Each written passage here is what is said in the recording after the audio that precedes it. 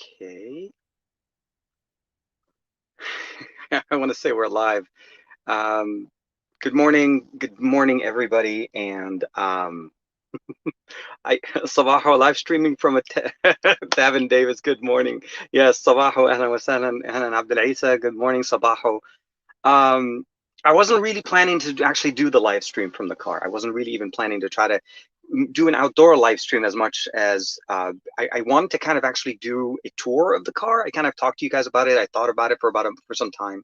Um, and I'm hoping, so first thing is I do hope that the connection is stable. That's one of the other problems. At about 10:15 a.m. So roughly, normally when we start our live streams, I start a live stream at about 10:30 in the morning, Pacific Standard Time. That's my time. And what generally happens is that we usually just set it up, we go through and, we start our normal live stream. And what happened is at 10:15 a.m., 15 minutes before the show is supposed to start, not only did my power go out, but my internet went out at the same time. I got a text from my internet provider saying that the internet is not going to be back till 1 o'clock. Now, typically my home internet connection is not the fastest, and I do have some backup batteries, and there was a whole bunch of things that I could have done. But Juan Carlos Bagnell gave me a recommendation. So that little hint that I gave everybody on the Thursday show with the best of our week with Juan Carlos was that I wanted to actually kind of show you guys the brand new Tesla. I just got the Tesla yesterday. It was delivered at literally about middle of the day, a little bit in the afternoon. And I wanted to actually kind of share this with you guys. I wanted to kind of show you guys the thing that I'm, like when it comes to geeking on tech, Tesla, of all the cars available on the market right now, is literally the epitome of tech. So this is the brand new Model 3 2021 refresh edition. Let's just say I'm still in that super, very excited, very kind of, I would say, almost giddy level of excitement of what this is. If anybody in the comment, please, first and foremost, let me know how does the audio and video come to you guys. I ended up having to go to a local area where I know I have decent internet connection, but for some reason my phone decided to drop from 5G, which I was getting crazy speeds, down to LTE. So, but I'm hoping that it's still pretty good. So Davin, ER1980, good morning. Let me see here. Sorry. Yeah, the 9 Pro, of course, picked up the live stream started. It's actually not a bad idea. Let me see if I can jump on just to see how the audio quality is going. I'm not going to turn on the audio on this, so I'll keep this there and also give you a chance to check the live stream in that one. I am running on the mobile. Audio video stable and fine. Thank you very, very much. Actually, ER1980, I hope you're doing better. I saw that you tweeted that you weren't having you were having some problems overnight. So I hope you feel better. So yeah, no, this is definitely the first time I'm actually running a live stream straight on mobile. I don't have the Xperia Pro. This would have been a total example of why the Xperia Pro makes perfect sense. And I wanted to actually kind of get you guys some experience with that and see exactly how it is. So we're running at mobile right now, and I originally what I wanted to do was, you know what? Yeah, see, it's easier to do the live stream comments from another device, which actually works out a little bit better. I can actually go ahead and close this part. But so short answer. There's a lot of things going on. There's obviously the new announcements that are coming up on Monday. Let me see if I can bring the chat back. I lost the chat on the mobile app, and I don't know why. That's not what I was trying to do. And of course, YouTube puts like 1,000 videos before they put the chat. So the chat is okay. So let's skip this. I'm in. Oh, actually, quality is really nice. It's pretty decent. Okay, I get it. So overall. Again, the goal is to give you guys a quick tour. We are going to go around and do a quick tour around the car. I just noticed a little bit of a stutter. TK, Mr. Definitely, yeah, no, mobile connection all the way. Look at TK. So weird enough, at some point though, if I'm able to, I may end up just basically driving, and I can show you guys obviously the driving experience. But the main benefit obviously is acoustically this should be pretty good because it's actually there's a lot of soft material in the car, and it's going to give us that experience that we want, and there should not be any problem. Overall performance, I'll say this. The refresh of the 2021 Model 3 has a few perks, a few features that are not part of the Model 3 that came up before, obviously. And typically those are considered to have things that are like, I call those like mods or things that people modified. So we're going to go ahead and disconnect this because it seems like it's doing a little bit of a hiccup thing with the system. So we'll get a chance to play with it. It was just a little bit of an arm thing. And what I liked about the fact that what it got here is that there was a new features also, depending on when you pick it up. Tesla usually throws in a few features here and there. So the heated steering wheel, which was something that was only available on the Chinese models of the Tesla Model 3, is actually here in the US, as well as the new fog lights or the headlights that are available there. Jermaine, hey man, good morning. Good morning, Gary. Aditya, hey, good morning, everybody. And Mr. Miniman, Brandon Miniman himself is in the chat. Hey man, good morning. I I'm really happy and lucky enough that at the time that I ordered the car, which was roughly, let's just say, if you guys remember the video that we did, the live stream that we did where I talked to you guys about considering it, I did end up pulling the trigger on just putting in an order.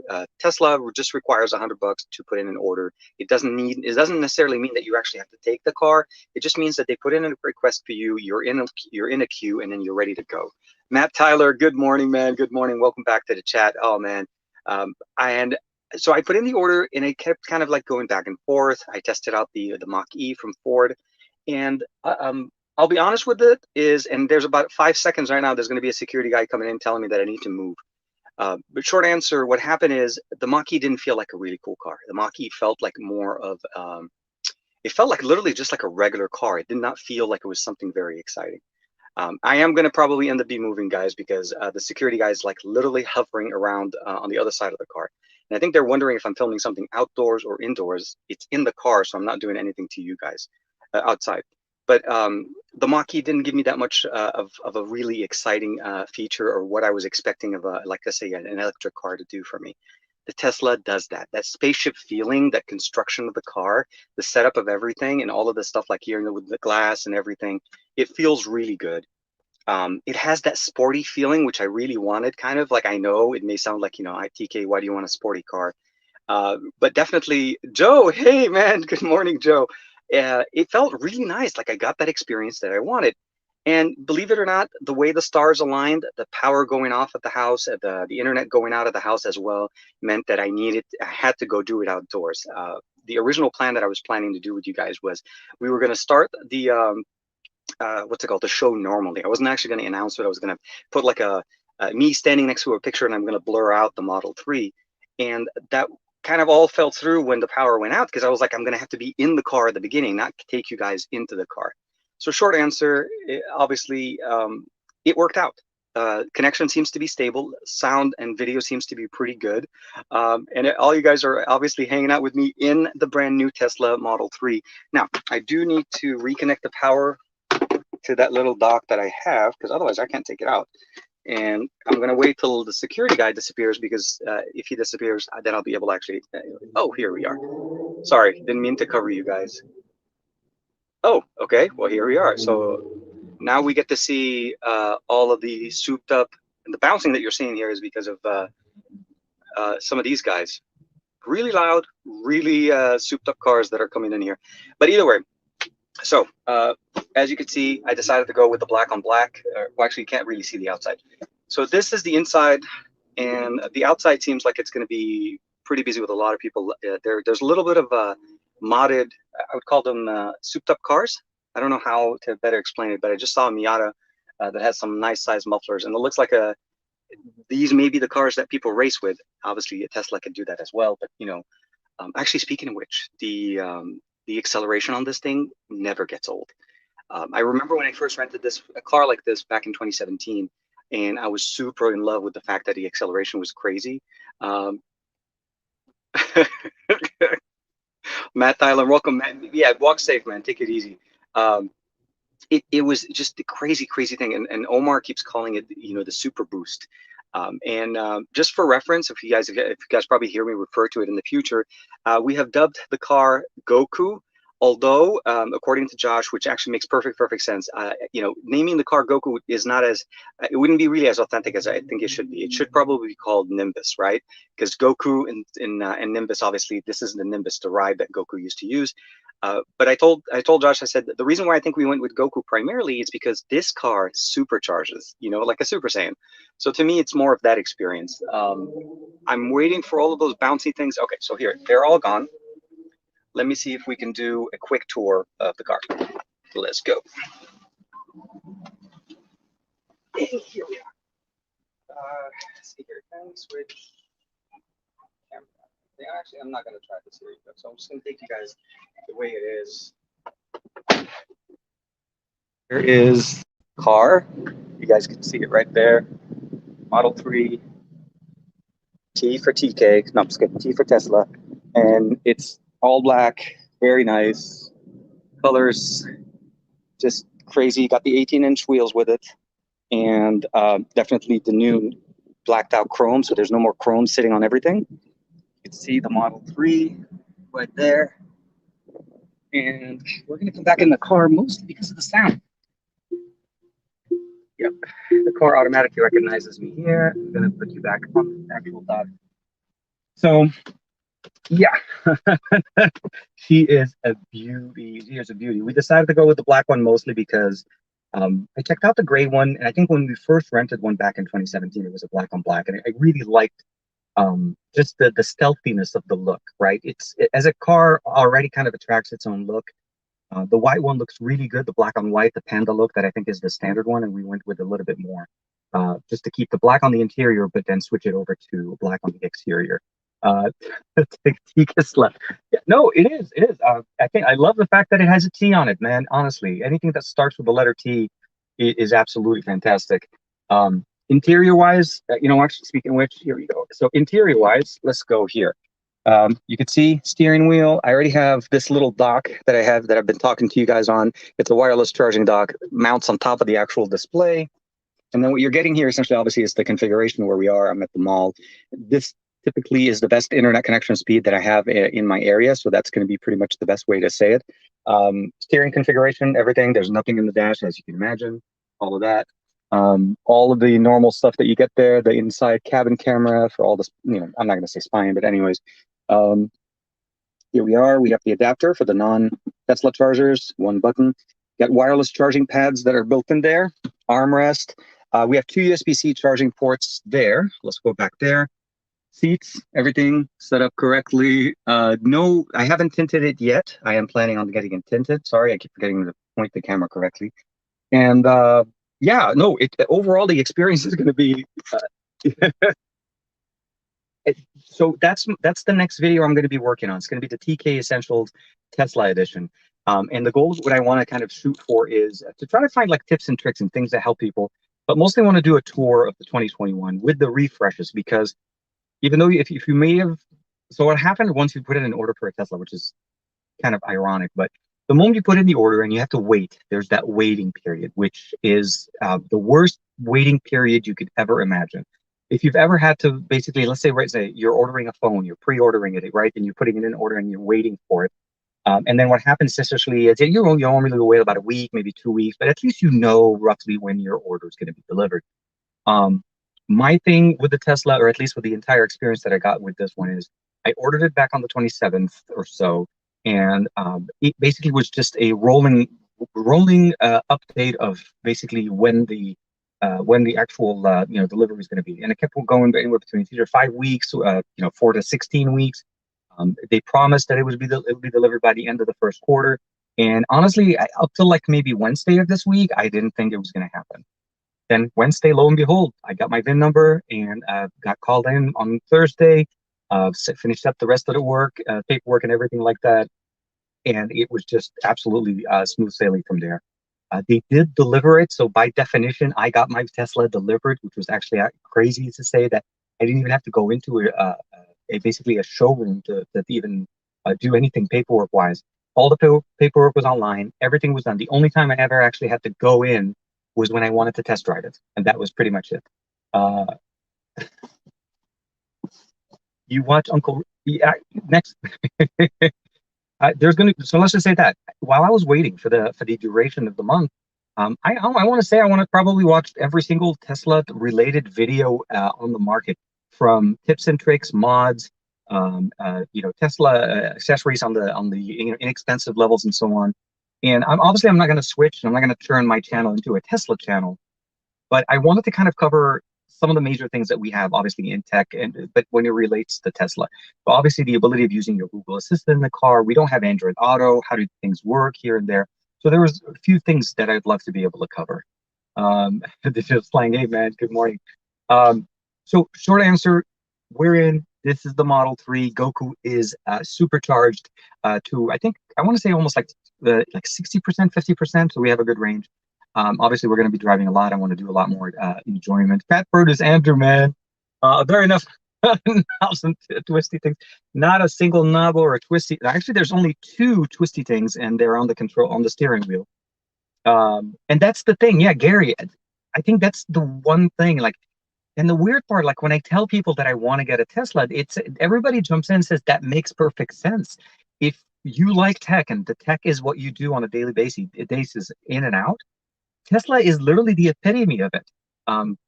The fact that I can get an OTA and get a feature unlocked, like the only thing that I can get right now, I think that is not part of the original base, is the increased boost, like an increased acceleration, which this already has a crazy fast acceleration, like 0 to 60 in 4.1 seconds. It's crazy to say that. There's a little bit of an adjustment on the driving, by the way, because the moment you take off your foot off the gas pedal, that's one thing, your car automatically starts to regen. So it's trying to use the regenerative function of the car, and it takes a little bit of a slash, so starts to slow itself down. And actually, there's a way to drive this car without ever touching the brake pad or the brake in there. So you can actually, as long as you're able to time it correctly, you're actually able to get to a full stop and go. I also did opt in to go with the full self-driving package, which currently is not fully activated, but the big parts of it obviously is the summon part, the ability to actually calling the car to have it come out of its parking spot is going to be working really nice. Okay, so there is no manual control. So Aditya is asking here, so let's do this one. Aditya is mentioning, does it have, is it all automatic or does it have manual control like twists and knobs? It literally is all controlled from the touchscreen. So the touchscreen itself, let's just go here. I'll switch you guys over. So the touchscreen really runs everything in the car. So for music side, so you can go in here, music.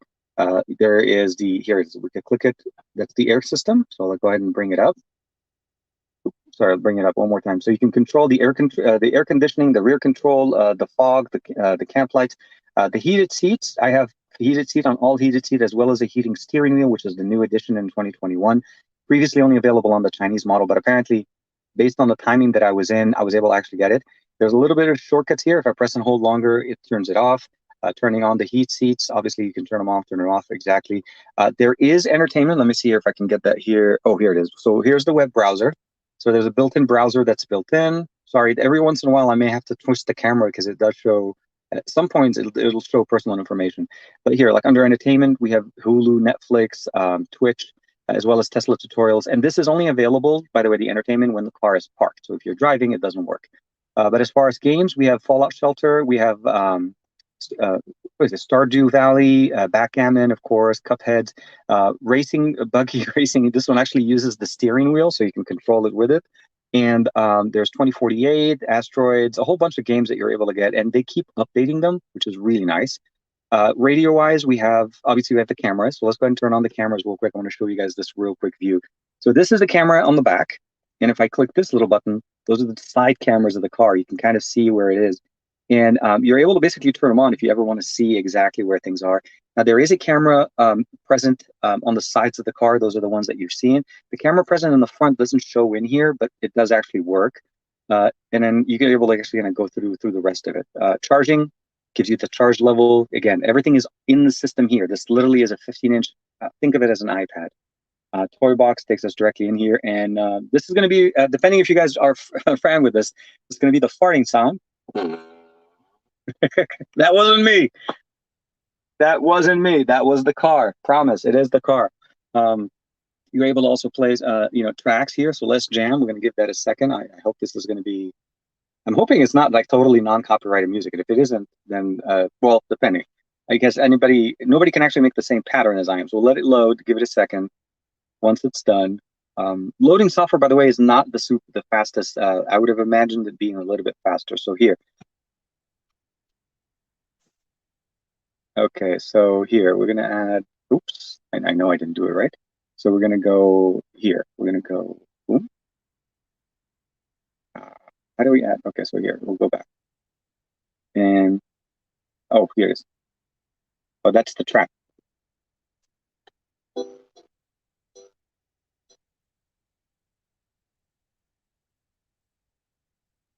So there are a whole bunch of options here that we have. And of course, we're able to kind of change the tracks, do a whole bunch of stuff. Honestly, there's so many things in here that I haven't actually got a chance to try. So that one's not there. There's romance mode to be able to turn on the fireplace. There's sketchpad to be able to play a little bit. Mars, where you literally turn the map and your car is literally a Mars rover. Santa mode, where it just turns on Jingle All the Way. There's Rainbow Road. If you ever want to turn that on, it just adds the rainbow effect. There's a whole bunch of other options that are present there under the options right there. The web browser, charging, energy level spent, camera, as we looked at it, we have calendar, and of course, phone syncing. Music, you have the ability of using your standard music controls. So you have your radio, online radio, and you also have phone control connected to your phone, streaming, content, Spotify, karaoke mode, tune-in radio, and of course, any other music station that you want to run. So there's a lot of things going on in there. And of course, when you bring up the car, it just brings up the rest of the control. Quick controls, light, like seriously, Aditya, locks, display, driving, autopilot, navigation, safety, service, software. And there is obviously software updates that you're able to do. Let me see if I can get, yeah, that one does show the VIN. So there were software updates here. I did get one software update since I've had my car. And so, yeah, from an OTA standpoint, I did receive an OTA. Gotta add the channel music and logo for the next live stream in the Tesla. No, absolutely. I'm actually happy with the way this is going. So I may be actually doing a little bit more like live streaming straight from the Tesla itself in the future. The only thing that I had a challenge with, I originally wanted to go to the Tesla supercharger that it's in the area. I was there at about 10:25. And unfortunately, the internet connection there on my phone was not enough. Like the upload speed was not as good as what we have right now here on the S21 Ultra in this area for as far as 5G connectivity. So I moved over, came in here to the area, and Gary the fireman. Yeah, no, DJ TK. Yes, that'll be actually after dark. We'll be basically making DJ sessions. It's Matt, I love it. So I wanted to do it there, but the internet connection wasn't good, and but I kind of, because I wanted to show you guys there was better lighting and all of that. So came to the mall in the area, and there is a spot where it's just obviously it hasn't been that busy yet. We haven't hit the busiest time of the day yet. So I'm slightly in a shaded area, but well enough in light and open air to actually get the best internet connection. So this is why we're doing it here. Jean Bernard, hey, good morning, good morning. Hey, bonjour. We need we need to host a rave party in the Tesla. You know, dude, the sound system in this car, Aditya, is actually very, very nice. Now, this supposedly is like their better sound system. I know I've seen other people mod it and add woofers and all of that stuff. And to me, honestly, it's more about really just enjoying the car. So out of the box, you know, for as best as we can say out of the box, this was actually delivered to my house. So Fat Bruce Andrew says, have you had a chance to charge the Tesla overnight at home yet? I'm curious about how long would it take to charge. So here's the thing. I did actually try to charge it overnight last night. I don't have a home charger yet. I have the one that they include in the car. We did charge the car. We set the car charging to about 90%, so I'm not letting it charge to 100. And when we were at the supercharging station, I left it at about where it had about maybe 5 or 6 minutes on the supercharger to charge. And that was running about 70 kilowatts an hour. It was running very high, like it was adding 40, I want to say like 30 to 40 miles per hour. That's the rate that it was trying to add. When we got it home, the remaining 5% that would have taken 5 minutes, or the remaining 5 minutes worth of charging, let's say that, because I don't know all the specific numbers yet. It had 5 minutes left to reach 90%. When I got it home and I plugged it into the charger at home, the little portable charger that they gave us, which uses their normal outlet, like so at the 110 outlet, it said that it was going to need 13 hours to recoup that much percentage. So the short answer is yes, it charges perfectly fine at home. It does work at home. It works with a standard outlet. And what you need to keep in mind though is that if you're going to be driving it more than, let's say what, like say 10 hours, let's say 10 hours times 4, so that's about 40 miles. If you're doing more than 40 to 50 miles a day of driving in your on your car, then the home charger may not be able to keep up with it as much, because you're going to charge at night. Obviously, you're not going to have it plugged in all the time.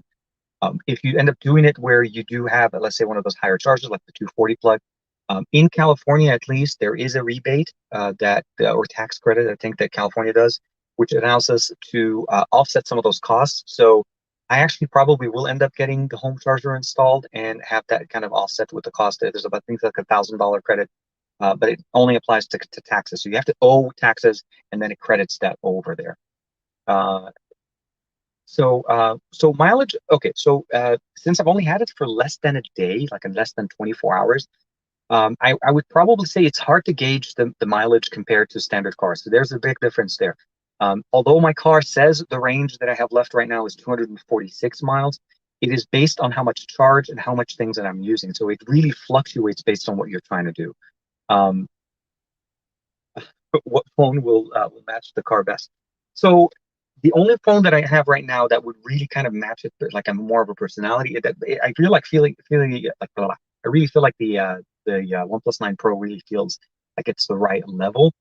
Mostly because it just feels like that new, really exciting. So I am going to be shooting some more content with this and went back with Flagship Ultra.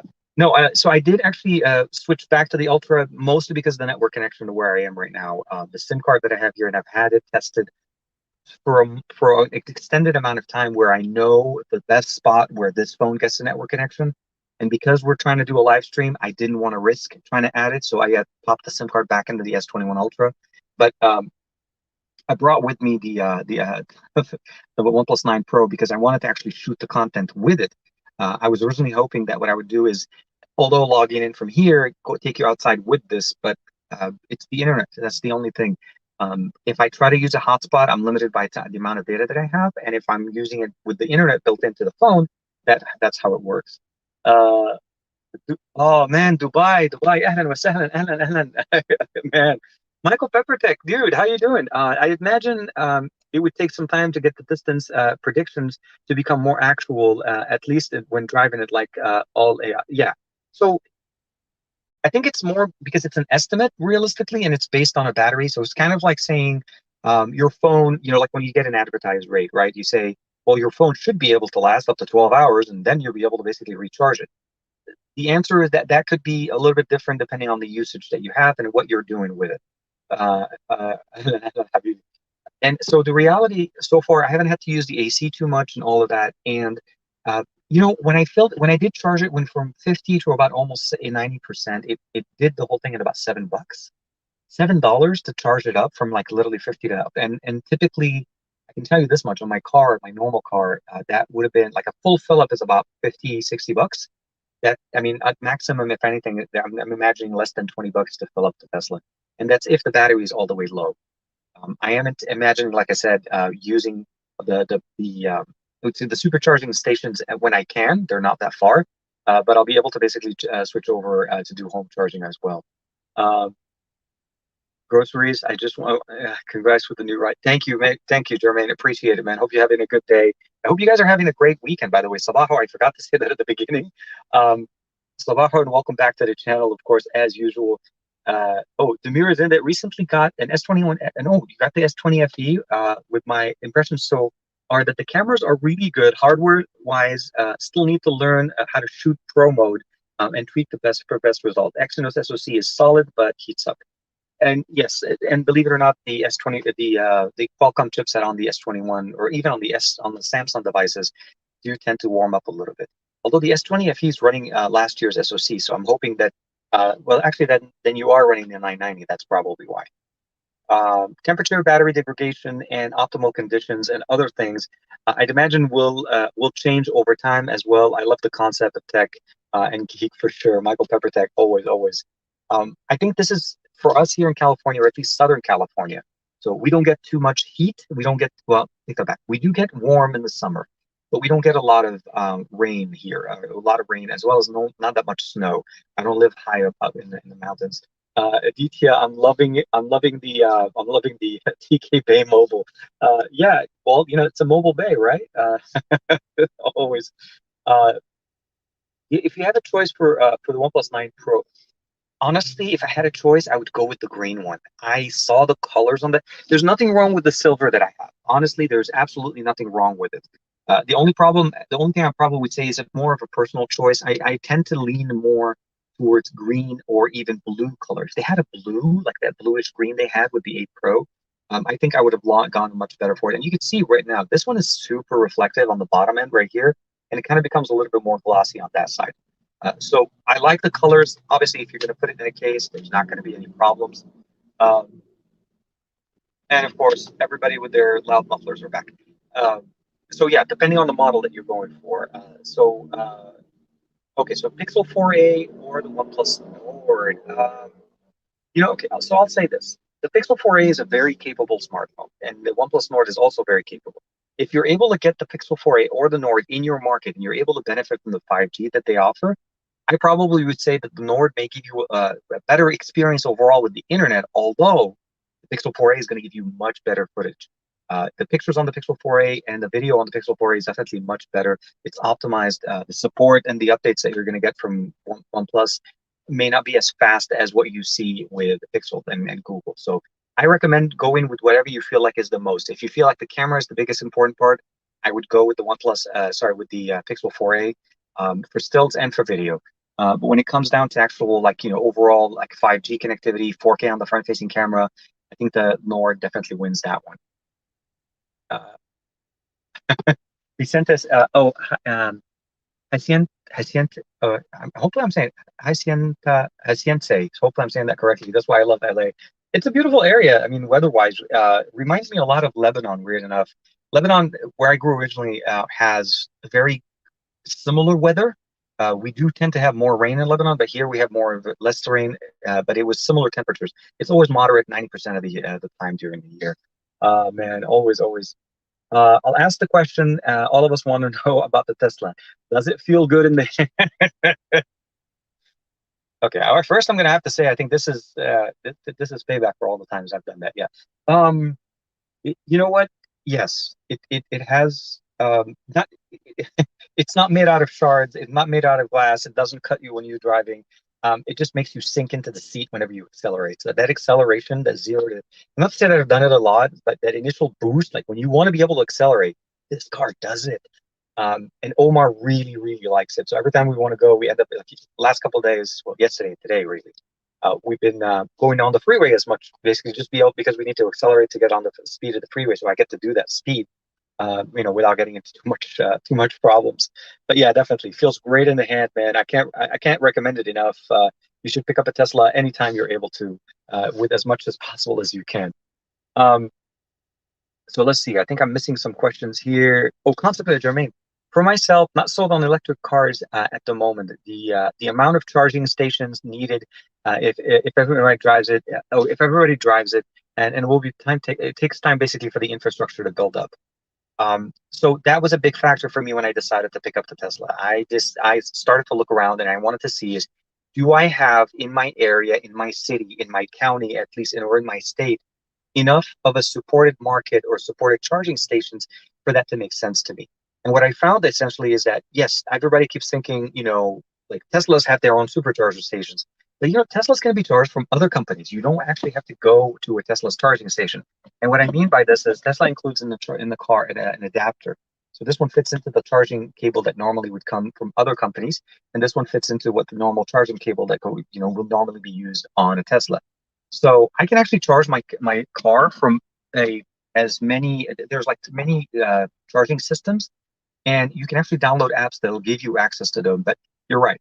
If the ecosystem or the environment that you're in or the cities that you're in do not have a very well vetted electric car system or support system for those, it's not going to make sense. You do want to be able to have that backup support because, like you said, if for any reason there isn't any, what are you going to do? You can only rely on your home charging for so much.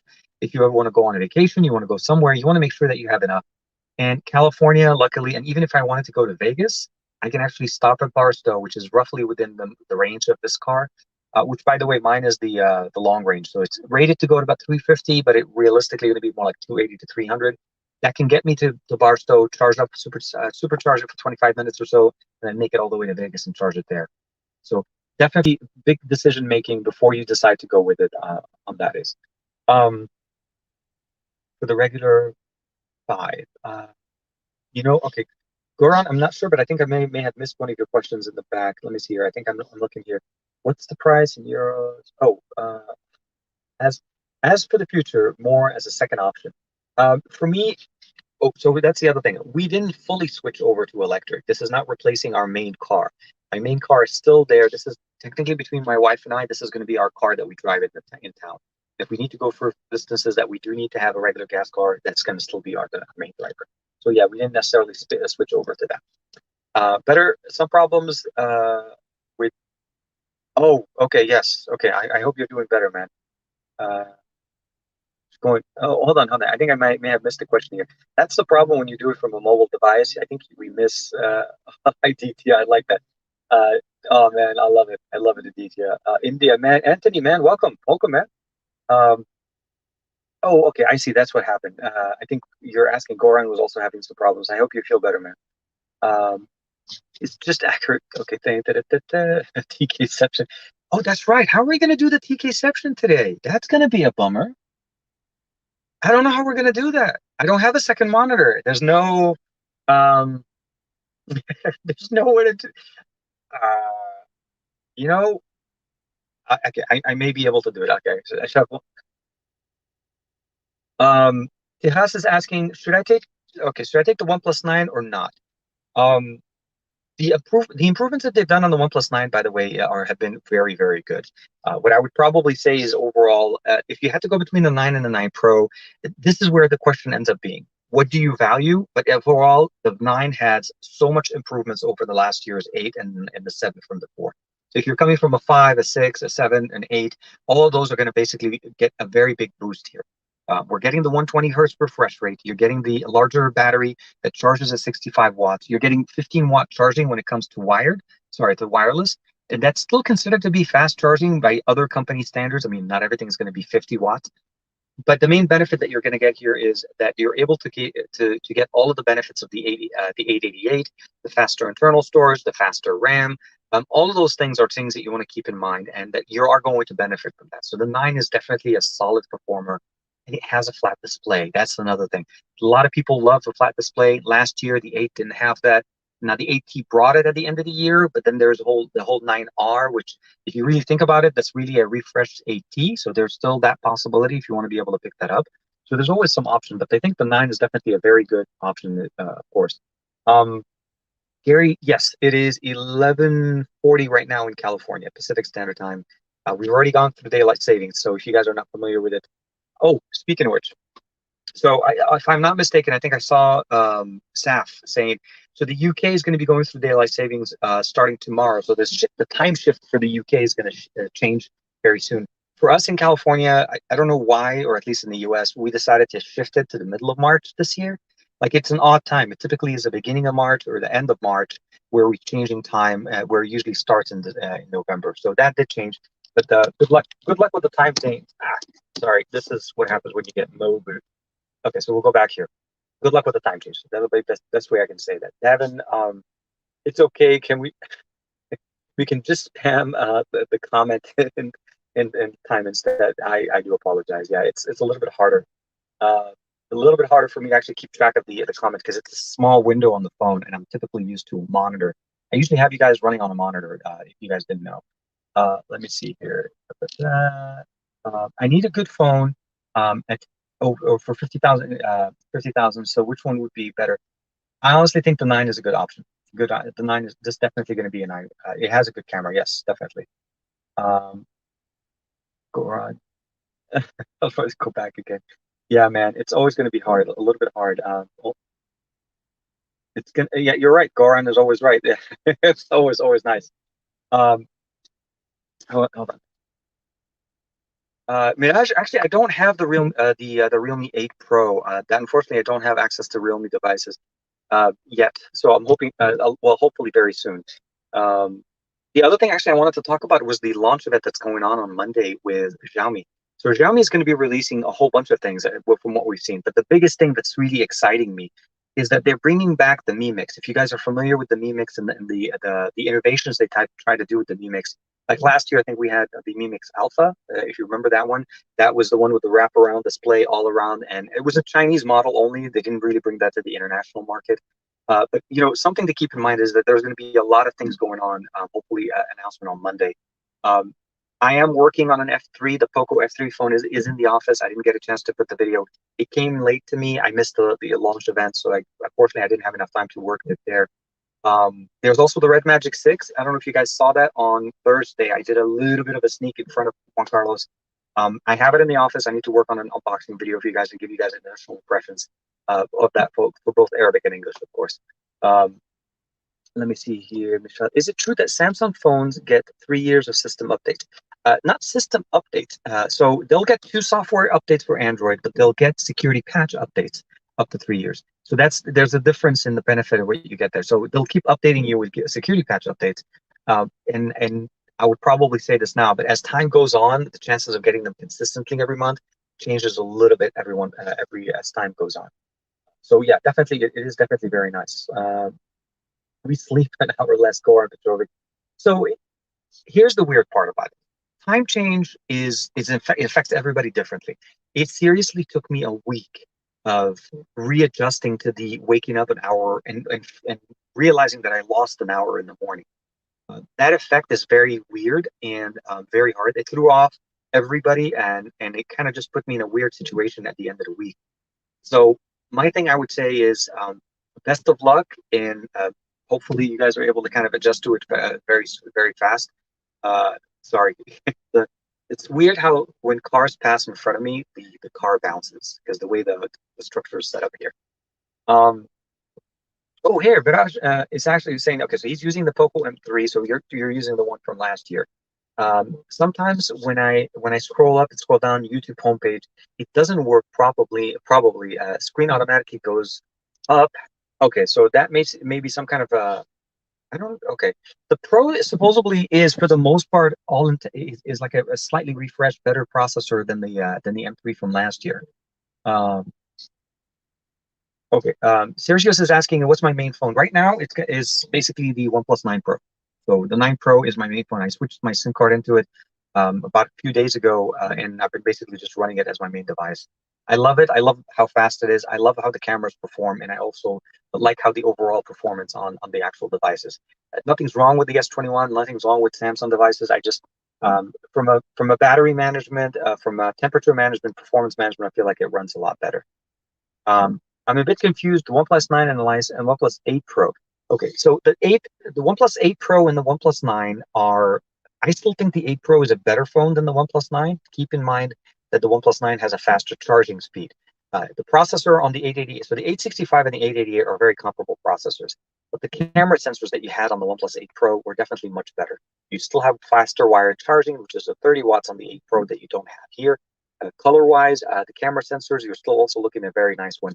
Now, there is a benefit with the new ultra-wide lens that comes with the 9, so that's something to keep in mind. But if you're really between the two, I feel like you'll be able to get a much better deal on the 8 Pro and still get a lot of the benefits that we have there. And it's already on Android 11, which is very nice. Hold on, let's see here. This every time I touch it, there's that whole sensor, it automatically kicks in. So let me see here. So Matt Tyler's asking is, which phone I'm waiting for. Obviously, he's waiting for the Redmagic 5, the ROG Phone 5 to come out, as well as the FX3. Those are going to be the 2 main phones Matt's going to be running and rocking for some time. As you know, always a big fan. Let me see here. Yeah. I never knew the mall in my area had a lot of racer cars that like to come and park. That was a big surprise. Now I know. And honestly, I'm very, very surprised we're consistently capable of sticking here. And it's about an hour here. So let me see here. Somebody's obviously blasting music. And they like to go up and down the mall for some reason. But, I'm learning something new. Okay, here, let me see here. TK 700 right now. The 8 Pro is killer deal. Absolutely. I still think the 8 Pro is a very, very capable phone. If you, like I said, if you're thinking 9 and 8 Pro, I think the 8 Pro is just a little bit better. The charging speeds are not bad. 30-watt charging with the wired charging and 30 watts with the wireless is still very good. The 9 Pro just takes that and just literally almost doubles everything on that side. Joe Hickey. So crazy enough or not, yeah, actually, you're right. I could technically join in with the racers with the Tesla, and I may be able to beat a few of them just purely on acceleration. Might not be on the final thing there. There is a model of the Tesla 3 that is considered to be the Pro or the performance model. And that one has, for the most part, same engine, but has better hardware that makes it so that it actually handles the performance. It also has bigger wheels. It has like a 20-inch rims, where I have right now is the 18. That's the standard model that comes with it. Um, yeah, no, definitely here. Car stream is nice. Oliver, thank you, man. Yeah, believe it or not, it was meant to be and it was going to be because let me just do a little bit of window here because it's starting to get a little bit hot. And I don't want to turn on the AC because then you guys will get a lot of that air there. Um, the whole thing started seriously, dude, at about 10:15. The power at my house went out. The internet at my house went out, and they were not predicting it to come back till about 12:30 or 1 p.m. Which, weird enough, is exactly how long my live stream usually goes. So unless there's some like master plan that I just did not happen to know, um, but that was a really good kick in the, taking it outdoors, taking it in the car, and hanging out with you guys here in the car. And I'm actually really surprised how well this entire experience has been. It's not, I mean, it's different. Everything I'm controlling obviously is through a web browser. I did switch my SIM card back to the S21 Ultra, mostly because of it's like one of those things when you're producing content and you do things right. The longer you spend with the phone or with any kind of piece of tech, you get to understand how it performs. Juan always says this exact same thing. Whenever you get a camera, whenever you get a smartphone, you jump in and dive in and use the experience on the pro modes and all the other options, so that you're able to truly learn and actually depend on how this phone is going to perform. The S21 Ultra, when it came to the internet speeds, I for some reason seemed to get the best network, the best speed tests that I've been able to get here. About 70 up and 250 to 300 down. So those are crazy speed numbers on 5G in my area, and that's one of the reasons why when I had to leave the house, I left with those two phones, because I felt like if I was doing a speed test on here and I don't get the fastest connection, maybe because some network optimizations, this is the unlocked model. I didn't want to run the chance of not having a good network connection and then getting this whole issues with streaming and so on, and going everything with you guys here on the stream. Let me just do this real quick here. I'm going to disconnect this one because it keeps doing that again. The car so far has been amazing. Oh, speaking of which, yes. So there's the live stream thing on Monday. I am going to be releasing some basically like an impressions of how things are going with the launch. I'm really excited to see what the Mi Mix is going to be. And more than likely, I have a feeling it's probably not going to be leaving or coming to the US till maybe a much later date. We'll have to see how that kind of goes. Okay, so Nilesh is asking here is the OnePlus 9 Pro price worth it? Well, I'll say this, okay? The price is always going to be dependent on how much a person is capable of basically paying for something, right? Do I feel like maybe OnePlus is overcharging for it? We have to understand and we have to appreciate what OnePlus has been doing, right? Where they were and where they are now is a journey of an incremental improvements and price increases every year they release the phone. They typically, with the exception of the headphone jack, and I obviously will give this to everybody, they typically don't remove features really. Every year, year over year, you're getting more, bigger display, higher refresh rate, more benefits, more sensors, more features. It's always a gradual update, with the exception again with the headphone jack, because I'll give you guys, yeah, that was a big. I think OnePlus of all smartphone makers should have kept the headphone jack the entire way. But where we are now and what the charging price that they're going with, I think it's worth the features that they're offering us and the improvements that they put into the smartphone. Is the price going to stay at that level? I'm pretty sure at some point we're going to start seeing some specials or some sales that will bring the price down from 1,067, at least in the US, below where it is. Like I think the OnePlus 8 Pro was running about $800 on the highest end model, roughly a couple of months or so after it was released. So I would say this: if you can wait a little, that's the best way to go for it. Get the 9 Pro and go with it. If you need to get something now because you need to upgrade, I think the 9 is absolutely a fantastic upgrade. The entry level or even the higher end model are definitely going to be really, really nice. So there's no question this guy's going to be really nice. Goran's saying, oh, hold on, let me see. Goran, it's always wiser to buy last year's flagship when when the new one comes with a significantly lower price. Nothing changes that much here. So again, Goran, I think, is a very good approach to it. I still think, in my experience, at least after using the S21 Ultra, is that the S20 Ultra from 2020 is a better phone. In every single, I mean, there's a few minor things that I would probably say the 888 can bring into the conversation, but it's so negligible. It's so minor in the performance spec of that little needle of getting a couple of seconds more, that at the end of the day, unless you're truly using this as your main production and you're working and this is how you pay your bills, you're not really going to notice a big difference. The S20 Ultra from last year is very good, and the 8 Pro from last year with OnePlus is still a very, very nice smartphone. So if you're able to pick it up, definitely that would go with there. Um, oh, the BT. Want to Mirage, if you're on a Poco, obviously you're team Android. I would probably recommend you sticking with what's comfortable to you. At the end of the day, I feel like Android would be a little bit more better performance for you overall, especially with the OnePlus line. Let me see here. I think I'm seeing some comments kind of jumping in. Hope you guys. Let me see here. Oh, Sergio say, man. Um, okay, I could be wrong. I don't know if I'm saying this. Charistopoli. Hopefully that sounds right. For Greece. I grew up in Lebanon, so that's about the only thing. Other than the fact that I love Greek cheese, it's just that's just to me. Growing in Lebanon, 90% of the all of the cheeses that we got were all Greek. I always grew up thinking that it was Arabic, and then I realized that like my favorite cheese, manuri, halloumi, all those things come directly from Greek foods, which is just crazy, crazy good.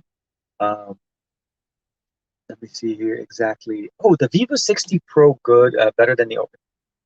So Vivo is an interesting company when it comes down to their devices, right?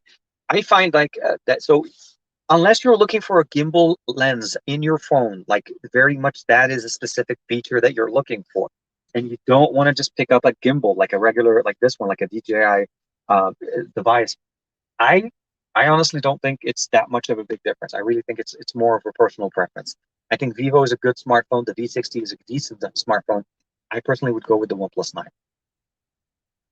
I'm not giving up warnings. You spam the chat, you're out. Please, please, yes.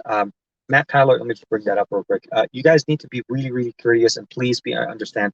We are going through, and I'm trying to read all of the comments. This week is a little bit extra challenging, mostly because I am in. Well, we are remote. We are outdoors. We're kicking it lifestyle. Juan Carlos would be like, "We're doing it live." That's how we do it. So Nilesh, the difference between the 9 and the 9 Pro is very much better screen and better main sensor when it comes down to 4K 120. They literally blurred the lines between the two. They didn't really give you, like they upgraded the 9 so much that it actually became literally like a mini 9 Pro in a true sense. So faster wireless charging, but again, you need to buy a special charger. You can get the standard 15 watt with any charger. And of course, you get the same, the same large wide sensor, the same speed RAM, internal storage, and slightly bigger display that runs at QHD. So for sure, I would recommend going with the 9 if that's what you like there. Oops. Man, I didn't realize this thing kind of closed. Okay, so now we're not. Okay, let's see if we can keep it. No, this is not going in. Okay, so let me just do this. We'll give it power. Okay, now, I am learning. I am learning very quickly how to do this. So let's do this here. No, we're not gonna do it. Oh, here we are. We're back. I gotta learn the whole concept. The car charger that I got for the Tesla has what is it called? It's a sensor that it automatically opens up and closes when you get close to it. But it has a smart function, which essentially is if, let's say, it loses power, as I'm taking power away from it, it keeps a small amount of reserve to release the phone. So the sensor still works when I put my finger next to it. And I don't want to bring my finger on this side because otherwise you get this event going on. But let's do this here. Timmy, hey, Timmy's in the comment. Good morning, man. Uh, oh, always. Mira, Miraj Khan, welcome, man. Everybody, thank you very much for the support. I'm glad everybody's hanging out with me, and we're kicking it. We're almost about an hour there, and I'm really, really, really enjoying it. Now, I will say this: in the about an hour that we've been sitting in the car, and we haven't been doing anything other than just talking, the mileage on the car went from 246 to 245. So that tells you roughly, if you had to kind of figure out exactly how the whole power thing goes on. It's truly about, because I'm sitting in the car, the display's on, it's using some of the power. And if there's less battery power, it's going to take a little bit more, less mileage out of your car. But again, certain circumstances kind of work great there. No soldering in the Tesla. No. We are not gonna. I am not gonna be one of those. Okay, I'll take that back. Okay, Gary, I'll say this much. I am I am very much looking into modding the car. There's just no question about that. One of the things you do when you're waiting for the car for like the way I ended up waiting for a month is I ended up seeing all the mods that people did in the car, like the options they added. Now, mind you, a lot of the mods that they've talked about are things that are already in the car. Like a lot of people add power lift gates to the back because the trunk doesn't have a power lift gate on the earlier model. The 2021 already included that. The new headlights are already in there. I don't have to change those. I am going to change the LEDs inside of the car. And I'm hoping this actually ends up working out. I reached out to John Rettinger, if you guys obviously know who he is, very cool guy, lives in Southern California as well. Um,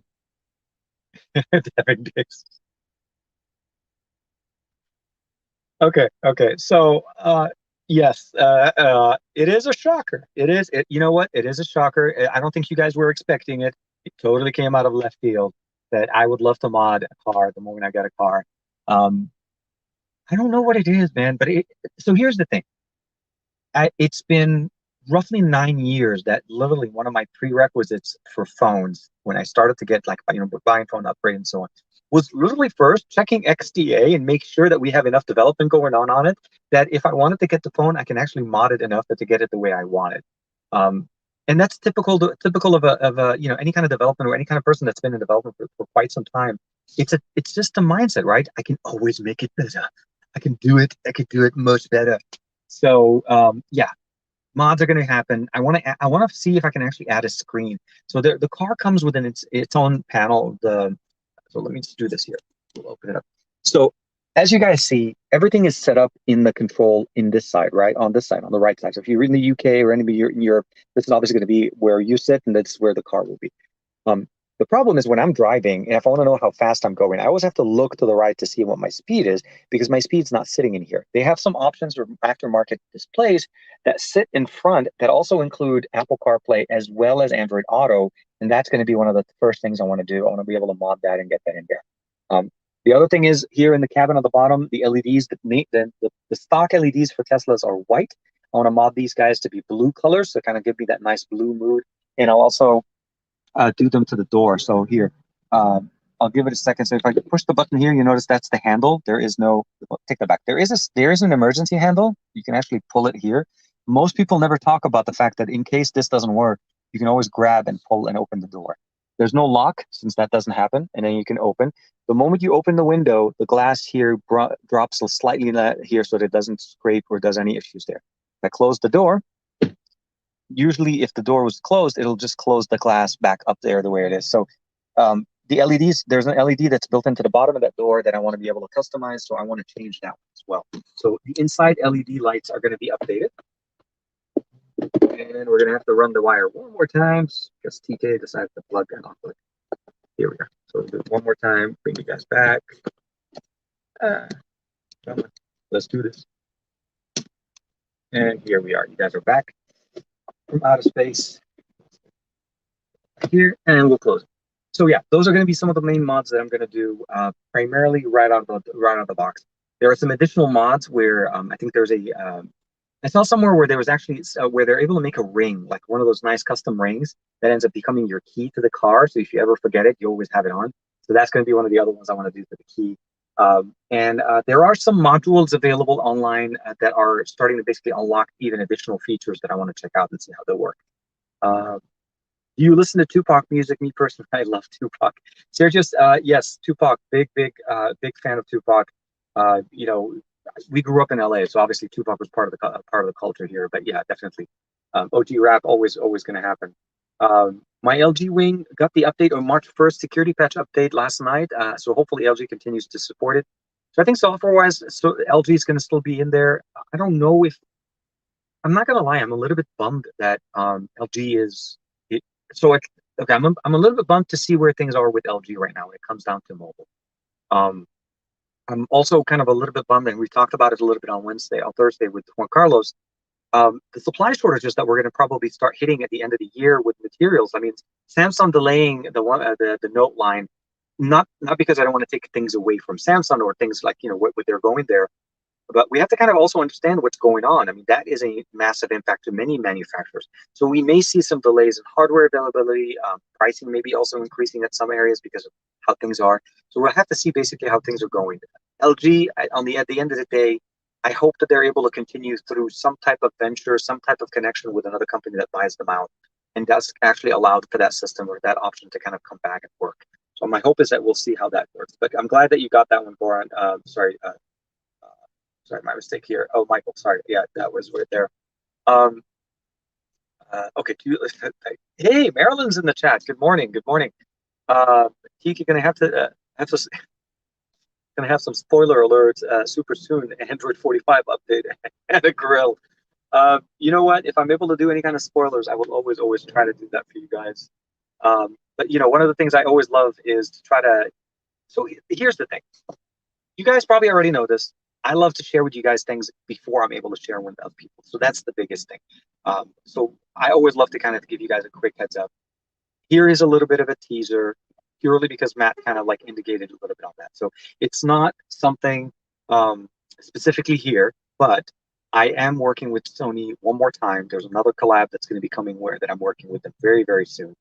I should be able to start sharing the specific details early next week, so please keep it tuned.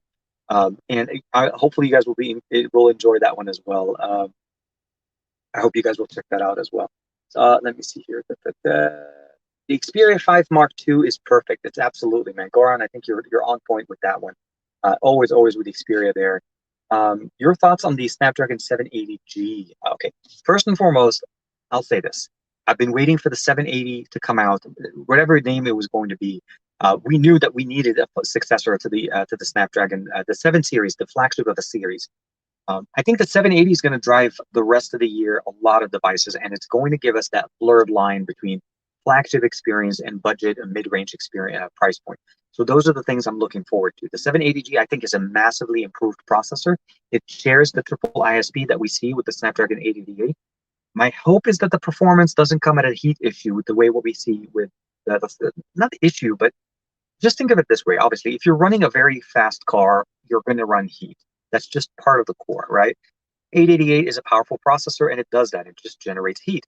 The 780G, I hope, is going to be providing us that same experience at a much lower price, and of course, giving us the benefit of what we saw last year with the 765. So as you saw, they jumped the 70, they went straight to the 8, and 780G, I think, is a big kicker. We've been waiting for it, by the way. I've been waiting for it since the beginning. But yeah, definitely.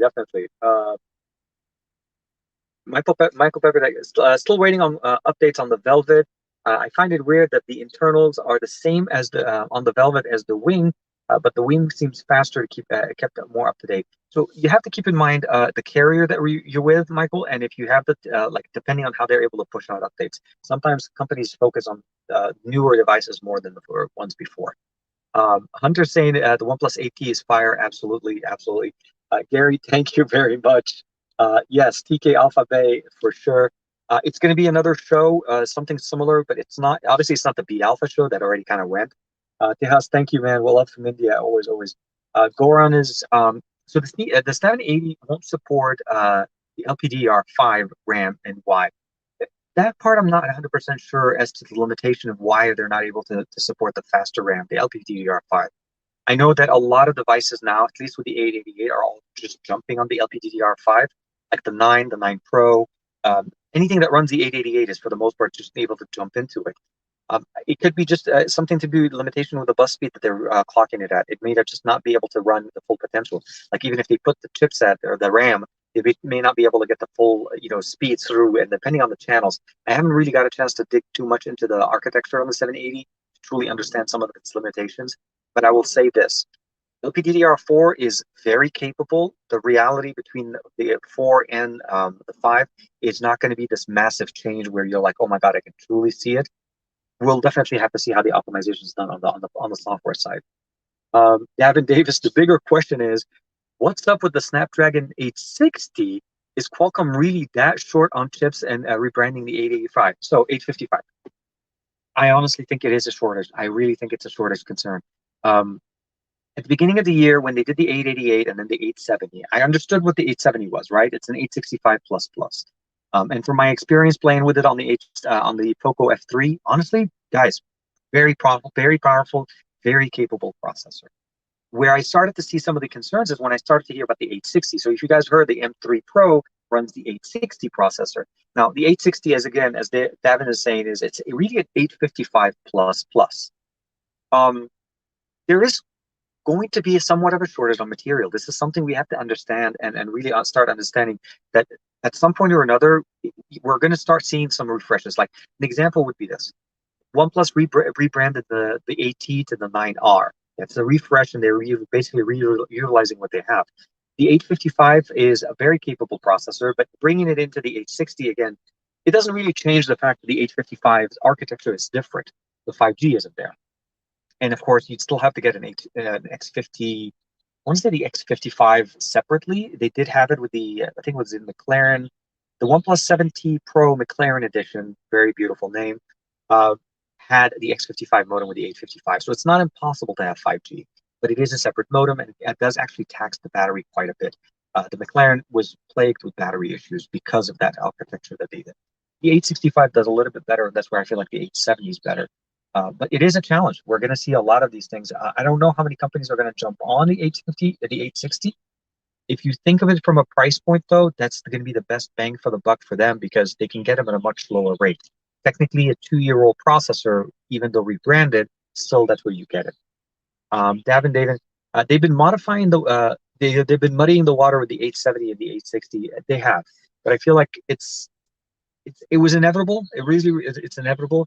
But Qualcomm, I feel like if they would have just done what they did last year, which is hit us with an 8 series, and hit us with a 7 series, and of course there'll be a 6 and a 7, a 6 and a 4 series. But this year, they're literally like every other week or so. I mean, we're in March and we already have what? The 888, the 870, the 860. We have the 780. We have the 755, 7. Yeah, that one was from last year. And we have the 490. That's 4 SoC announcements. 5, sorry. 5 SoC announcements, and we're barely done with the first quarter. We're not even done. There's still a little more. So we'll see. Let's see here. Do 18 or 16 gigs of RAM? Okay, so this is the MMGXMM is asking. It's a very good question, by the way. Do 18 or 16 gigs of RAM make a difference when you compare to 8 to 12? I'll say this much. 12, I feel like, is that sweet spot. Like if you really want to go to over and above, I think 12 gigs of RAM right now, the way where we are with Android, the development and applications, and just utilization of entire resources, especially when you have a skin-heavy device, like let's say a Samsung or so on, I feel like 12 is the right sweet spot. 8 is still kind of capable, but 12 gives you a little bit of room. 16 and 18 is just crazy overkill. And the reality of the matter is, I feel like the reason why you would need this type of memory is when you start playing with the device like an external, when you plug it into a dock, running an external display, you're using a lot more resources into the system, and you need that much, window room to be able to, above the main threshold, so that you're able to benefit from that. Do we need 16 or 18? I don't think so. So yeah, the car's like, you've been sitting for too long. Now it moves the chair. The chair sits a little bit back. Let me just do this real quick here. We'll pick it up and put it back in. I don't know why I put my seatbelt on, because once you put the seatbelt, the car thinks you're going to drive. We'll do one more time here. Okay, now we're back. So yeah, short answer is I don't think it's not much needed. It's nice that they have it in there. And I think it's mostly just for pay. It's almost like saying, I have a quad camera setup, but the third and the fourth camera are a 2 megapixel depth sensor and a macro lens. Those, I would say, literally, I think it just makes it look better on paper. The ROG Phone 5 is crazy fast, but I can tell you that the ROG Phone 2 is still crazy fast, and that's a 2-year-old version phone of it. So it really depends on what you're trying to do. But the ROG Phone 5 definitely kills it with the 144 hertz, the larger battery, the faster charging with dual batteries now as opposed to the single cell. So there's a lot of improvements done there too. But I would probably say, 16 is way overkill. Do you like the iPhone strategy? So iPhones, I don't typically talk too much about them, and I would probably say this. Okay, I'll step back. iOS and iPhones are a very well set up ecosystem. They initiated the approach to smartphones. They introduced a lot of people into them, and they're a very comfortable ecosystem to be part of. And when I mean comfortable, I don't mean it as a negative thing. I feel what I mean essentially is that when you get custom or get used to the iOS ecosystem, you know that it's going to be continuing the same exact situation as you go as time goes on. And what you get there is the main benefit of the ecosystem, right? So you know that the 12, the 11, the 10, the 5, and even the 13 is going to all go basically use the same architecture, and iOS is always tweaked around the same setup. So I'll say this: if you're comfortable in iOS with an iPhone, I think you should stick to what you're comfortable with. If you feel like you need more out of what you're getting right now, and you feel like Android is giving it and iOS is not, then you would probably want to go into that level as well. So that's something also to keep in mind. Also, a quick update: we are now down to 244 miles, even though we haven't moved. So in the hour and 10 minutes that we've talked, I lost 2% battery, and the car wasn't on. What things about the car is on, the display is on, but we're not doing anything other than just being in the car. But I think it's also, I forgot to mention to you guys, is the Tesla never shuts down. There's no off button to this car. I think the only time the car will be off is when the battery dies. So that's always something to keep in mind. So you are, at some point or another, you are going to need to factor some kind of charging experiment, such a scenario. Okay, I think I may have skipped a few people here. Let me see if I can jump back. Okay, so Matt, I think Matt is a great point.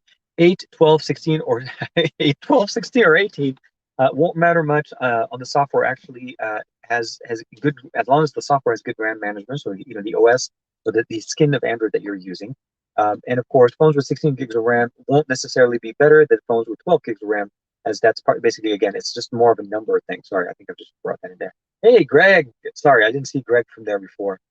The whole RAM thing it boggles me, since even with DeX, 12 gigs is hardly ever needed in my experience. Maybe as more features are added, you're going to like video editing and so on. So video editing, of course, is a very big thing. But my thing would be is, why are you selling a video editing machine to everybody that wants to get a smartphone from you? Like Samsung's selling they're selling their Ferrari specs on everything that they're selling.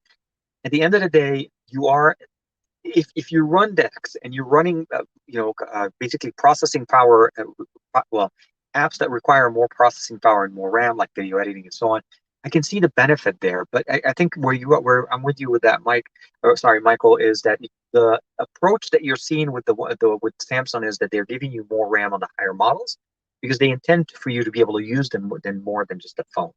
When you're running the UI on the smartphone and running it as a DeX, connecting it to a laptop, let's say to a Nextdoc or so on, those are going to be the things that you benefit from. I don't think 16 is needed. I really think 16 is way more than enough. Maybe in the future we will, but where we are right now, it's not. When a phone, let's just say this, when a phone has a faster refresh rate than my monitor on my PC and about the same amount of RAM that I have on my PC, that's the question you start asking, is like, why am I not using my phone like a PC? Really?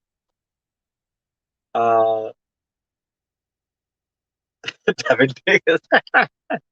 We're going to install Android 45 on this. Actually, I saw some leaks of the Tesla UI 11, the version 11 UI. We're running on Android 10 as an Android 10 version 10 here. So if you have to kind of look at it, yeah, the Tesla's going to be getting Android 11 very soon.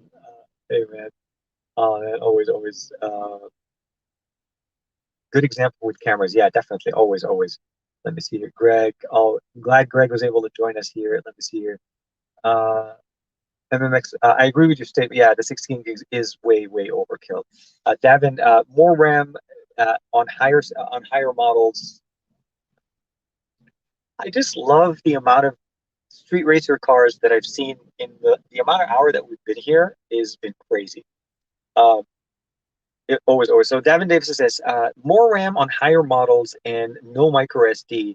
That keeps your extra RAM, which actually exactly. So there are other options too that we've seen where manufacturers start using storage as RAM, like trying to increase the performance by increasing the amount of storage. Those are approaches. Basically, I would say, look, I think the SD card still has a value in 2021. I don't think it's available. It's as valuable for internal storage in the sense of access, like a constant access to it. I feel like expanding the storage for, I would say maybe single-use media. An example would be, when you take a lot of pictures, a lot of videos, and so on, but you don't need to access all of them at the same time. You can offload those to the SD card and allow your main system or your main Storage, not to have to be A, so big, so you don't have to go to the 256 and spend more. But B, also allows the OS to run smoother. You always know, and even so, this is a big thing. Even on your Windows PC, your primary partition, your primary set of your hard drive that you're running your operating system from, be it an SSD, an NVMe, whatever it is, should always have a lot of storage available left. That's generally where your cache is going to be sitting. A lot of your system temporary files are going to be sitting. Your download folder more than likely is going to be there. So those are the things you want to keep in mind to keep enough room. So never fill up your main device, your main drive. Always put a secondary drive. It may be a little bit slower, but we all know that from our PCs. And the same should go for the smartphones. I feel like going to all in at very, very fast it's just an approach that I wish we didn't have to go for. Like for me, the 9 Pro is very, very nice. And I think that again the 256 is the key to go. But OnePlus has never done SD cards, so it's not like it's new. So we'll have to see how that goes. It is getting a little bit busier at the moment, so I may at some point may have to kind of get us to figure out how we're going to be able to get it. So let me see here. Matt Tyler, iPhones are proof RAM management is key. They only have 6 gigs and believe they only use 4 for the largest one. Absolutely, Apple produce great experiences even when running on like when they used to be on 2 and 4. Like we were like, how is iOS running so smooth when most Android devices we're having issues just keeping the what is it called? Just the UI elements, the launcher from actually getting any issues. So we've seen that being fixed with Android running basically 6 gigs and above on almost anything that comes out. We've also seen some optimizations with Android 11 that fixed some of the problems that people were dealing with Android 10. So there are a lot of things that kind of come together in there. But Matt, absolutely, RAM management always a big thing. We also need to keep in mind, one thing you can do on those higher RAM systems is you can lock applications in RAM. So you remember, there's a benefit to having more RAM in that aspect. But I still don't think anything above 12 gigs is needed. I think you have enough RAM to be able to lock in all your favorite social media, your favorite apps. Games may be things that you can lock, but I feel like games will always be one of those. Depending on the library that they're using, it may or may not work when you put them locked in. I mean, it may still reload the app even though it's locked into memory, because the app may be running, but the library the app is pulling from may not be running all the time. So those are things you have to keep in mind. Will we see a swap memory come to phones like the M1 chip takes advantage of or memory? I think that AMD is working with Samsung. They could take advantage of that. That's something that's very interesting. It would be nice to be able to see that brought into smartphones as we're starting to push a little bit more functions out of them and make them more, I'd say, more PC-like experiences. Because those are the big things that you want to keep in mind. Are we using our smartphones, our powerhouse smartphones, to their full potential? I don't really think so. I think for the things that we do seriously, and I say things that we do, I'm talking about daily, just social media, email response, general, taking pictures and so on. The 888 is way overpowered. I think the 780G could definitely do a really good job of that as well. Greg, yes. So I did install the Android 12 DP2 on my Pixel. I didn't get a chance to root it again. I need to root it one more time because I need to work on a couple of videos for that. But yeah, no, not that many problems at all, actually. ER1980 is my Pixel 4 XL runs fine with 6 gigs. It's a Pixel, man. That's the beauty of a Pixel. Great, minimalistic, straight to the point. No excess fluff or any excess things that could just basically slow down or bog you down for no reason. Those are the benefits that you get with Pixel devices always. Demir is actually saying is okay. One of the main reasons I got the S20 FE is that it had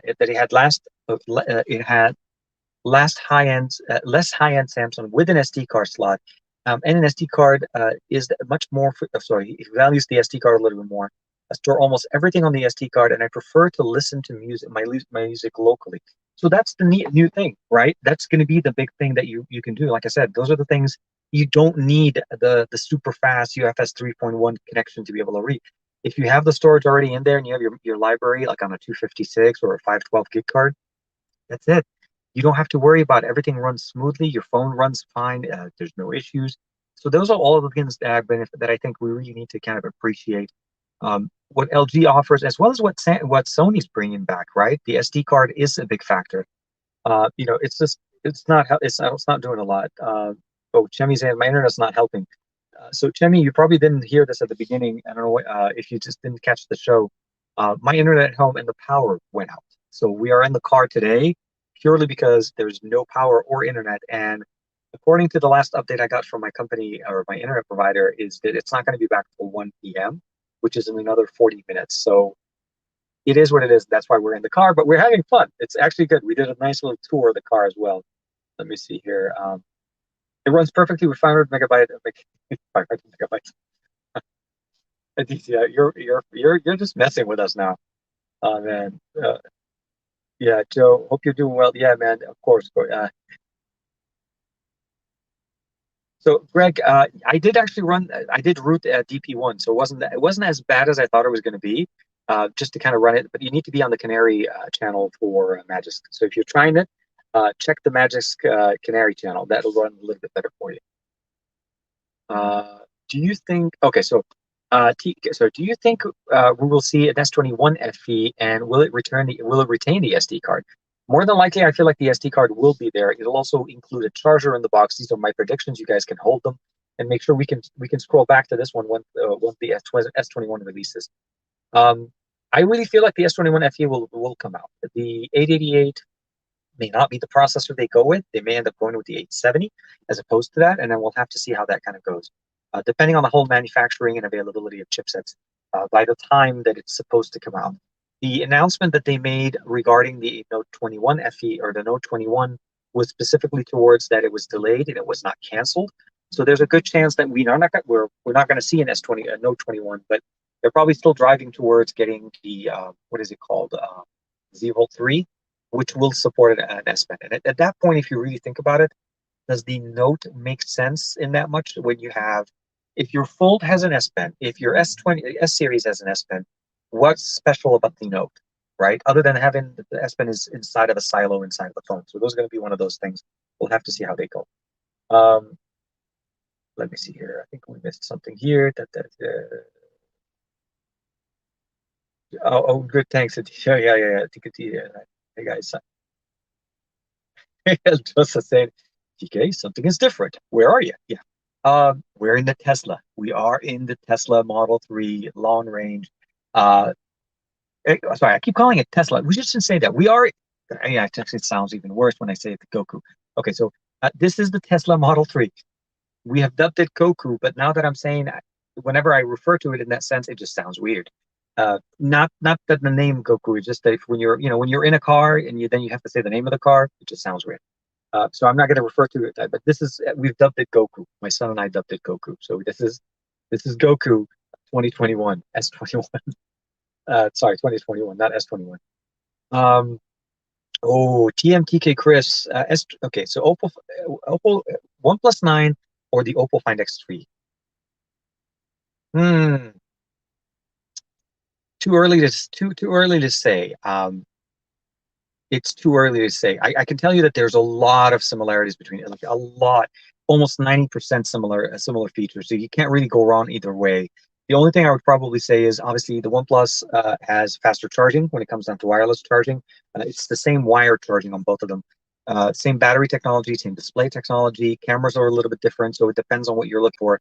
Do you prefer more of that micro lens, the microscope lens, or do you want to try to see what OnePlus has to offer? Also, I think if I'm not mistaken, OnePlus is the only one that does 8K video. Where I think if I'm not mistaken, let me just do this here real quick. Where the Find X3 Pro does not. So that's something to keep in mind. But I love how you did that. Aditya, yeah. See, it's like that's why I didn't say it. As I was going to say the words, I'm like, yeah, we just turned it into a different kind of show. This is not the show. Um, yes. So Goran, I am totally with Goran, dude. Guys, if you haven't heard me say this enough times, I would say the FX2, the Find X2 Pro is the one of the most gorgeous devices on the market, and definitely the materials on that are crazy good.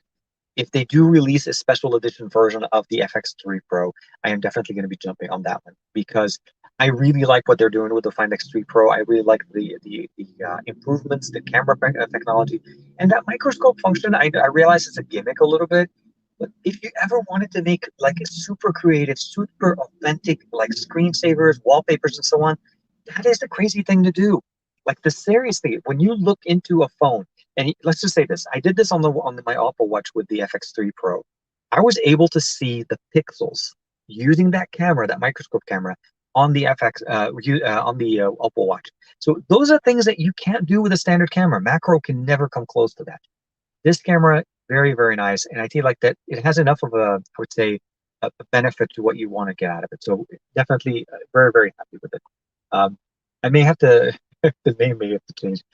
Davin is the FX3 Pro for the buzzer, for the buzzer, win! Yes. They actually won another award, if I'm not mistaken, for the display on the FX3 Pro. Um, so Goran's, yeah, no.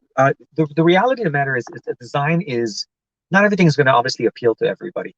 The approach for me on the FX3 Pro, realistically, is I have it in a case all the time. I personally, I would love to see some type of a, FX3 Pro married to an FX2 Pro, get them together and give us like the best of experience, like a leather backing, nice color designs, and so on. And I think they could have done it even with the new glass that they've been able to put up there. There's a lot of things to be appreciated there, but it's a personal choice. When you put a case on it, unfortunately, it kind of takes away most of that. Even the case that's included in there, that case takes away some of the experience that you're getting there as well.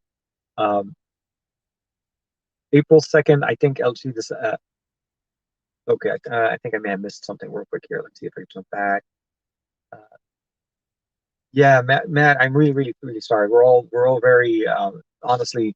The FX2 Pro is seriously, to this day, runs super, super nice, and it still gives us the best experience that you can get. That's one of the really better options. And again, it was my favorite device of 2020 against all of the other options that were available in there as well. Michael Peppertech, real good. Oppo and Vivo have really been doing some awesome stuff. This shows us what future OnePlus devices will incorporate. So here's the thing. Obviously, Oppo, Vivo, as well as OnePlus are all part of the BBK brand. We're starting to see a heavy influence, a heavy combination between Oppo and OnePlus. OnePlus in China will no longer be supporting Hydrogen OS. If you guys are familiar with it, Hydrogen is the Oxygen OS version for Chinese market. It doesn't come with Android. It doesn't come with Google Play services. It's essentially intended for the Chinese market with some optimizations there. So for those devices in China, OnePlus is no longer going to be using Oxygen OS 11 or Hydrogen OS. They're going to be going over to Oppo, which is the Color OS operating system. So there's a lot of influence there. For a fact that we know, obviously from last year and even this year, the display on both the 8 Pro and the FX3 and the FX2 Pro and the 9 Pro, all of those, they're similar. They're using the same panels, same refresh rate, same resolution, the LTPO technology, 1 hertz all the way to 120. All of those things are very much there. And this is why I really like the display on the FX3 Pro as well as the OnePlus 9 Pro. They're the exact same experience, same display, stereo speakers, all of the beautiful things. So we're going to start seeing some more options between those two. Haven't really seen much on Vivo and how Vivo is trying to blend in this combination. Because Vivo is still releasing devices like the one with the gimbal, the V60, I think. So those are things that we have to kind of just keep an eye on. But I'm really liking what we're seeing right now. Let me see here. I think Matt's saying, Goran, not the ROG Phone 3. I don't miss that. Yeah, no. Uh, you guys are just messing with each other. I love it. So the unbrick tool for the OnePlus will change. Okay, so yeah, I think what will probably end up happening is that they'll have to optimize it and see how it works with Color OS. I will ask though, Greg, if you do know, I don't know if you have access to it. I'm trying to find an unbrick tool for the Pixel 5. If you find something or if you know anything, I'd love if you could share that with me as well. I'm actually in the middle of trying to resurrect not my Pixel 5, but a friend of mine's Pixel 5, and I can't find that one. For some reason, we can't get it to boot correctly. Yeah, Michael Peppertech, I've noticed that the influence of Oppo, Vivo features moving to OnePlus moved faster as well. And I remember back in the day where we all used to look at it and say, well, OnePlus is really a part of, Oppo. And then there was the whole, no, we're a separate company, all of that. But the reality, at the end of the day, they're all within the same umbrella. Be it together, be it separate. I think that's going to be the approach that we kind of need to do. But yes, so I think I will say this much. I think we're kind of. I know usually I go about 2 hours, but we did kind of start a little bit late. I realize at some point y'all want to hang out and then have fun. Oh, hold on. Let me see here. Michael Peppertech jumped in. Hold on. I think I missed it here. Yeah. Yeah, that was the influence one. Oh, use the Flash tool, TK. So the Flash tool, the online Flash tool for Google didn't recognize the smartphone. That's why I'm trying to find the Unbrick tool, but I couldn't find one that was readily available. Um, oh, Andrew's back, and Fat Produce is in there. Is there any you really good reason, any good reason that manufacturers are removing micro SD card support from their flagship smartphones? Um, the only thing, so here's the thing, if there is one reason that I could technically put my finger on and say, look, that could be a reason why, is a licensing fee. They need to pay a licensing fee to having an SD card in their smartphones.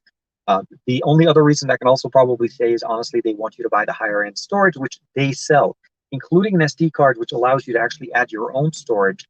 Uh, because you'll end up having it on the base model, it takes away from them selling higher models. So from a marketing standpoint, I can understand why they would want to do this. I'm not saying I agree, but I honestly also think it could also be the licensing thing. Because an SD card, if I'm not mistaken, the SD card licensing is owned by Microsoft, and they pay a license for that to be able to use them in their devices. But not everybody seems to find that that is a big issue, because we know Sony has it, we know LG still has them in some of their devices. Um, and we see a lot of mid-range, or a lot of devices still carry them. So it's not like they're all gone. But for some reason, Flagship, where companies know that they tend to charge a premium. Uh, Sorry, we'll do one more. Uh, the, the music that you guys are listening to in the background is of a gentleman trying to do donuts in the parking lot here at the mall where I am. He saw me sitting here, and then he slowed down. I'm like, okay, I'm not the cops, man. I'm just hanging out here talking to my buddies.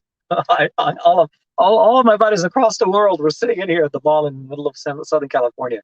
Um, uh, I'll hit you up a little bit later on, Greg, more specifically on that one. But yeah, no, definitely. It's more specific. I've tried a whole bunch of different things on that one. Took away the 3.5 mm jack. It's a lot of BS. No, so the 3.5 mm jack, I can probably. Okay, so we have to kind of admire, or at least acknowledge, the fact that ROG brought the headphone jack back. And the reasoning that I've been able to hear from people, which I don't know if it really makes sense, was the fact that the SoC now includes a built-in 5G modem. They had enough space to put in an headphone jack. But I don't really understand how that, as a rationale behind it. But the answer is, at the end of the day, I think a headphone jack with a good supported DAC is a quality. It's a big part of an experience on any smartphone. The SD card is a very big, powerful backup tool because, again, it's the ability of adding external storage. Now, I'm not going to lie and say that there's no other options that you can use, like USB thumb drives on the side. You can back up your content off your phone. There's a whole bunch of things you could do. But from that seamless built-in, you know it's there, you know you could use it. I feel like that experience should have gone, and should have gone, not gone away, but like should have gone the way of basically being a premium, adding more features to it. You know what I mean? Like faster internal storage, faster SD cards. Laptops, even new laptops, for some reason now they get rid of the SD card and they put in a micro, like full size SD cards. So those are going to be things that we have to kind of deeper understand and just see. Let our money decide what we value the most on that, of course. Um, okay, so David says, I don't buy the licensing fee bit. They just this is put in all phones. I'm with you. I'm with you. I didn't say I didn't say that was the reason. I said if there was one thing I could put my finger on, that could potentially be it. But I don't. And no one company is coming out saying, hey, that's the reason. They make it sound like it's a feature, and again, it's like, hey, we took away the charger out of the box.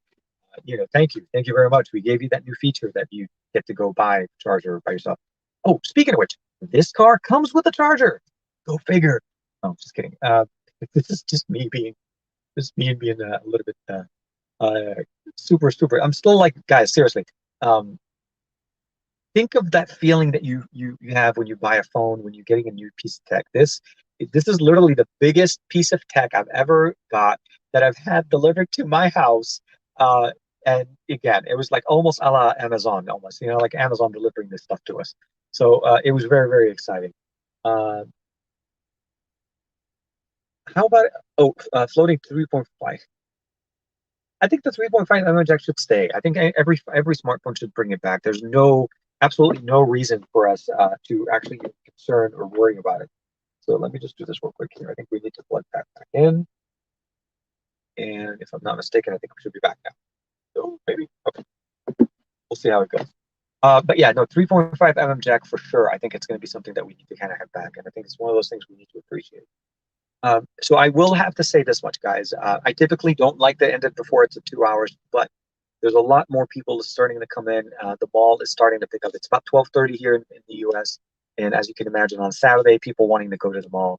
I don't want people to start feeling weird. And I feel like the security guy that came at the beginning, which luckily didn't do anything. He just kept walking. He saw me in the car, not doing anything to anybody.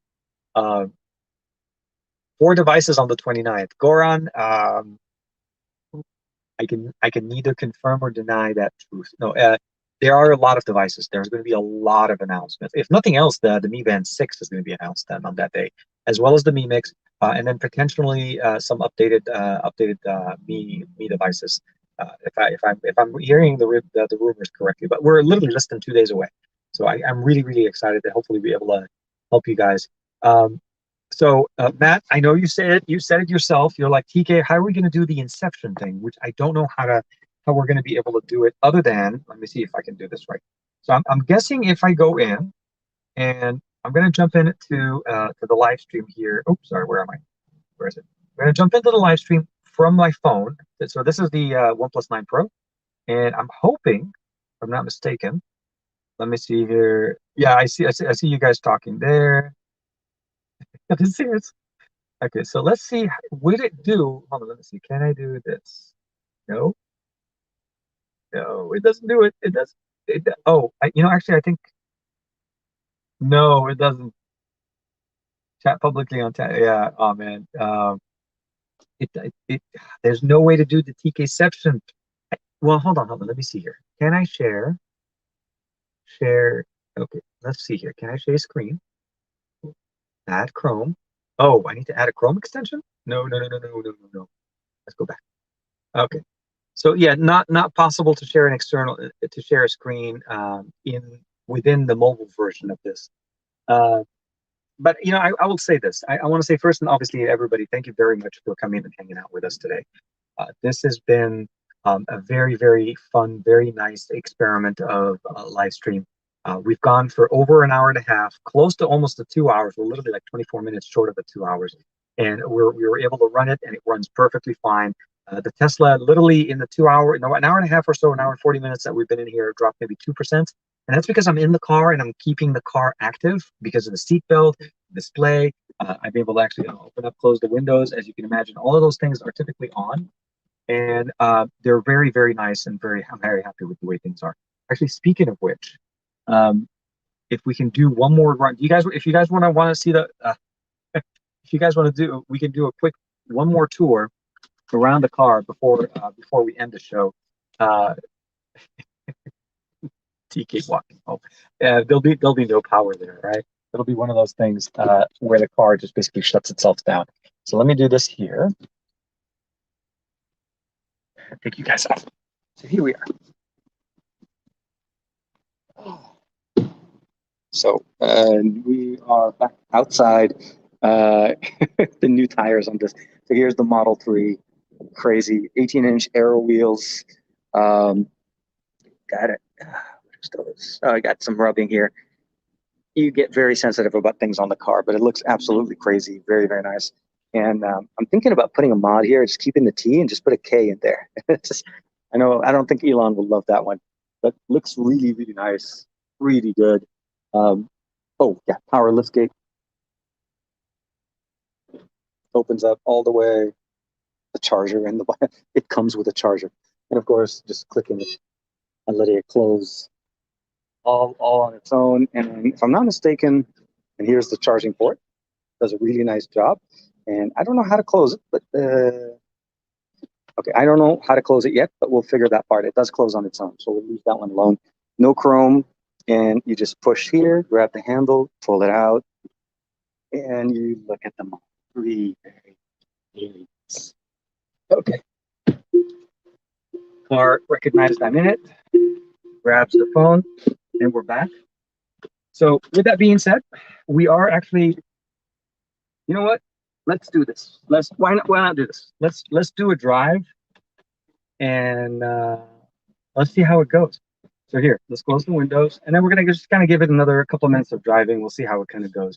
So let's see if we can do this the right way. So this is the first for me, guys. I sorry for the wobble. It's going to wobble, but we are driving around on the live stream. I have never. Let me see, where is it? Oh, here it is. The entrance level to that side. I got to focus on the drive, obviously. So with that being said, I want to say thanks to everybody joining us on the show. Davin, Aditya, Michael Peppertech, of course, Pat Produce, Andrew was in the chat as well. Everybody in there, Goran Petrovic, MM, I think MM's, I want to say MM is in there as well. And of course, Matt Tyler hanging out with us.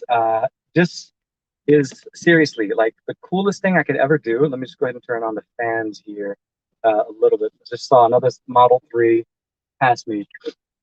So yeah, this is the life, I guess. We're going to be moving it. Live stream is going to be moving. Literally, it's going to be physically moving everywhere, and we're going to basically keep bringing it back. And I do apologize for the little bump that I'm going to go on right now. And here we are. So we'll see, because there was like a speed bump in there.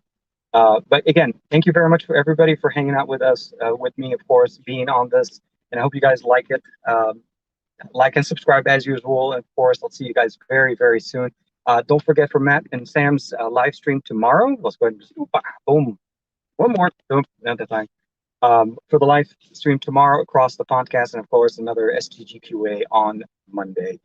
I'm sorry, I can't see any of the comments. If you guys are leaving comments, I'm not ignoring them. I don't have a way of seeing them.